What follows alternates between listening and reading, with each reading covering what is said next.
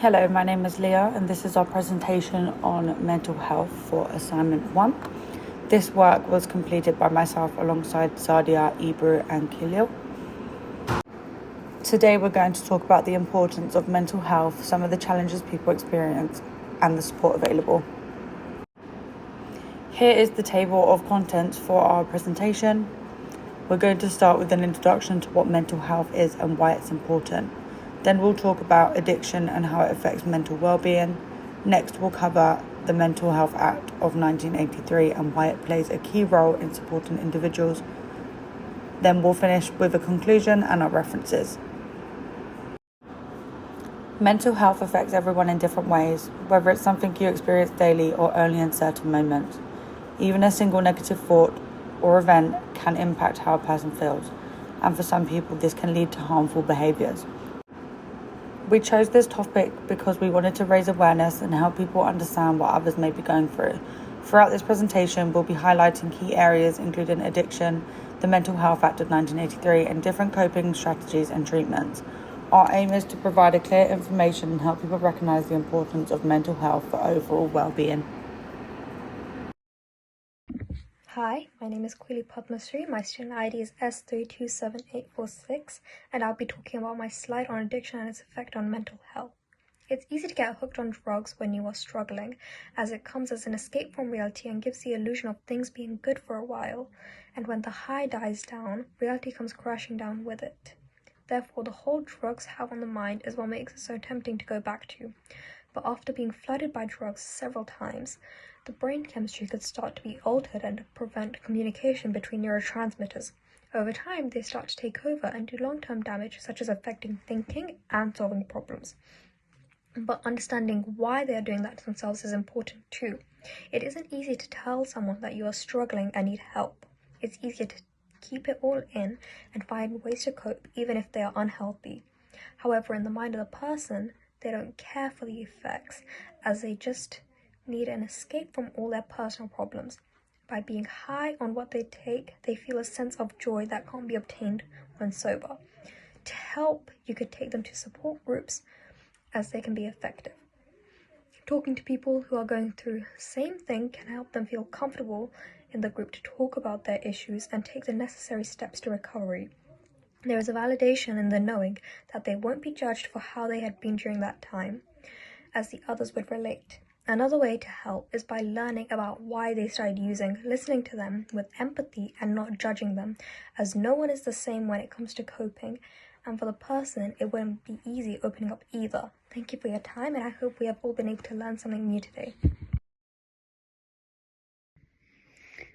Hello, my name is Sadia and today I'll be talking about the Mental Health Act 1983. This law is important in the UK because it explains how people with serious mental health problem can be assisted and kept secure, especially when they need someone to get help, to ensure that everyone is get treatment fairly and keep their dignity. This law is very old because it was made in 1983, is more than 40 years old. When this law was made, it was not researched properly, so people believe we didn't get treated fairly. Before this act, people with mental health problems were kept in hospital for years with no follow-up checkups, meaning they were never get treated or medical attention required.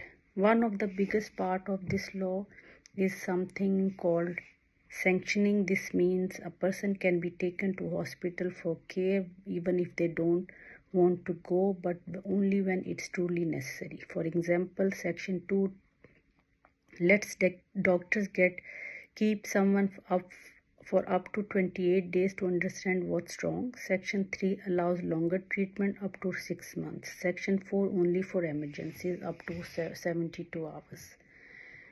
2 doctors and 1 trained social worker called an approved mental health professional must all agree before someone can be sanctioned. This helps stop someone from using the law wrongly. It must be 2 doctors and 1 experienced social worker held someone in hospital, and it protects everyone from misusing the law. This law is for people to protect their rights. Whoever in hospital under this law must be explained what's their right and why they kept them in hospital. They can speak to someone from that department who is called an independent mental health advocate, who describes things in easy way and help them to speak for themselves. Also, people can ask a mental health team to check if the decision is fair. It is very important for the person because power goes back to that person, not just for the system. The Mental Health Act is still used on daily basis in hospitals and care services. It keeps everyone safe, and at the same time doctors and nurses get respect which they deserve while they are working. Some people think the law needs to change again because it's still used more often on people from Black and Asian background. The government is planning new reform to make it fairer and to give patients more say in their treatments. In simple words, this law is trying to balance two things: keeping people safe and giving them freedom and dignity. It shows that good care is not just about medicine, but also about kindness and understanding. Most people think this law is required to change again because they are using more often on from Black and Asian background. Thank you for listening. The Mental Health Act 1983 is a reminder that mental health care must not be taken lightly and always to protect those in need. Thank you. Hi, my name is Leah Humphrey. My student ID is S327550. On this slide, I will be talking about different coping strategies and treatments that support mental health. First, we have emotion-focused coping skills. These are strategies that help you manage your feelings and reduce uncomfortable emotions or stress.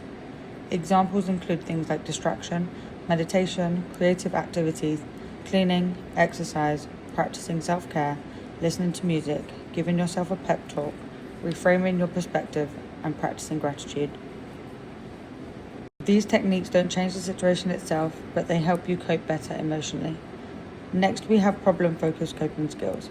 These strategies aim to actually change the stressful situation or reduce the source of stress. This can include problem solving, improving time management, setting healthy boundaries, seeking therapy, being proactive, and asking for help when you need it. These approaches help you feel more in control and improve long-term outcomes. On the right side, I have listed different treatments for mental health. These include meditation, hospitalization for more severe cases, alternative therapies, and education. Treatment options vary depending on individual and the type of mental health condition, and often a combination of approaches work best. Hi, my name is Quili Padmasree. My student ID is S327846, and I will be talking about who is most at risk when it comes to mental health. Mental health can affect people at any time during their lives. However, some people are more vulnerable than most. One example is young people.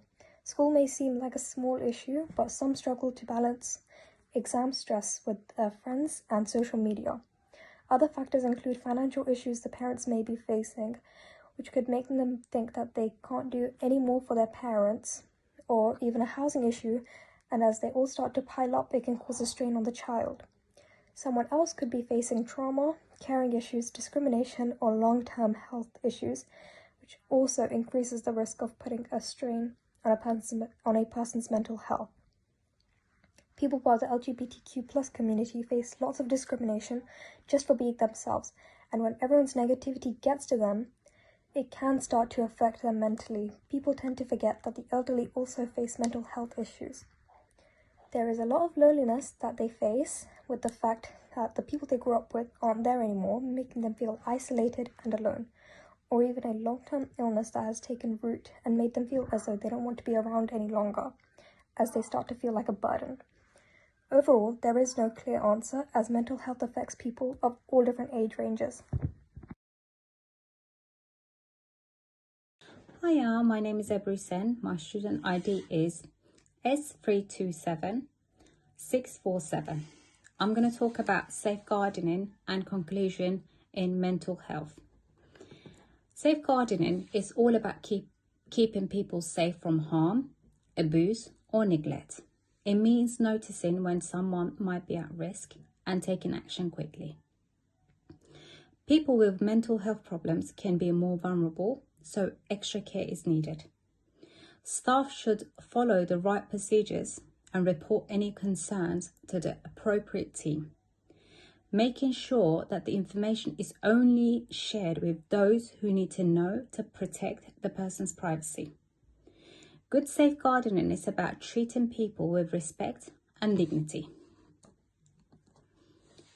In conclusion, mental health is a fundamental part of a person's overall well-being, shaping how they think, feel, cope with everyday challenges. Society has begun to recognize that mental health deserves the same level of attention, care, and investment as physical health. However, despite this increased awareness, many individuals still struggle to access the support they need.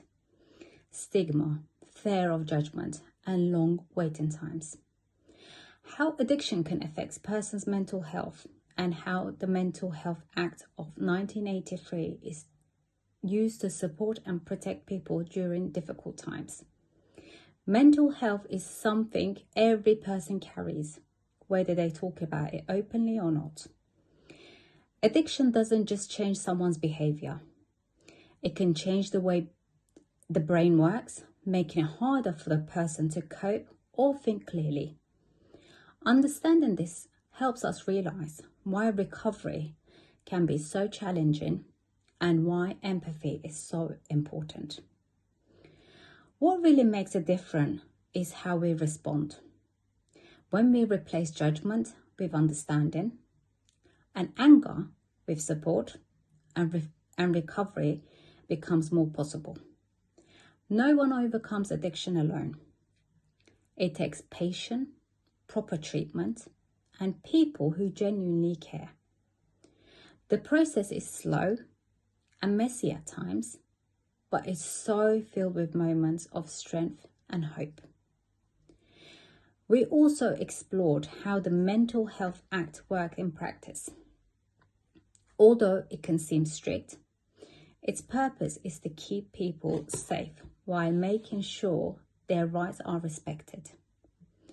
Having access to professionals and advocates ensures that the decisions are fair and no one's left alone without any support.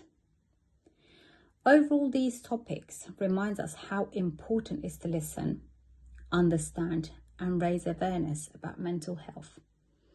When we approach these issues with knowledge and compassion, we help create a society where people feel safer and more supported and less judged for what they're going through.